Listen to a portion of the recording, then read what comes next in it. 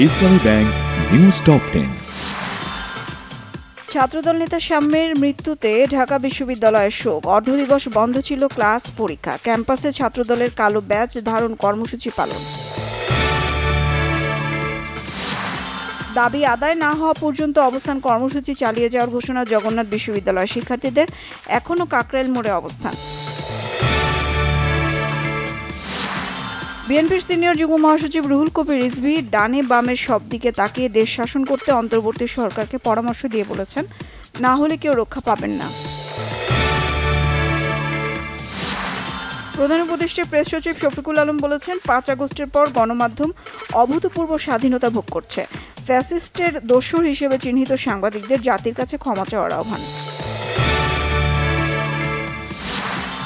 জাতীয় সনদের মাধ্যমে জাতীয় ঐকমত্য কমিশনের কাজ প্রতিফলিত হোক, যাতে প্রতিটি রাজনৈতিক দল সেই উদ্দেশ্য বাস্তবায়নে ভূমিকা রাখতে পারে, বলেছেন ডক্টর আলী রিয়াজ।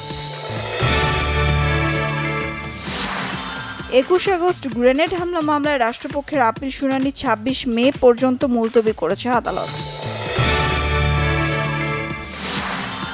আদালতের রায় অনুযায়ী ইশরাক হোসেনকে ঢাকা দক্ষিণ সিটি মেয়রের দায়িত্ব বুঝিয়ে দেওয়ার দাবিতে নগর ভবনের সামনে ঢাকাবাসীর অবস্থান কর্মসূচি চলছে। রাজস্ব অধ্যাদেশ বাতিল এবং টেকসই রাজস্ব সংস্কারের দাবিতে কাস্টমস, ভ্যাট ও ট্যাক্স বিভাগের বিভিন্ন দপ্তরে এবং জাতীয় রাজস্ব বোর্ডের প্রধান কার্যালয়ে দ্বিতীয় দিনের মতো কলম বিরতি।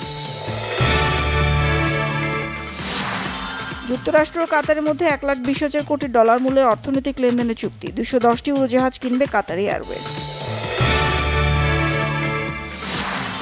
আজ ডার্বি জিতলেই লা লিগা শিরোপা বার্সার, ছেড়ে কথা না বলার হুঙ্কার স্পানিয়ল কোচের।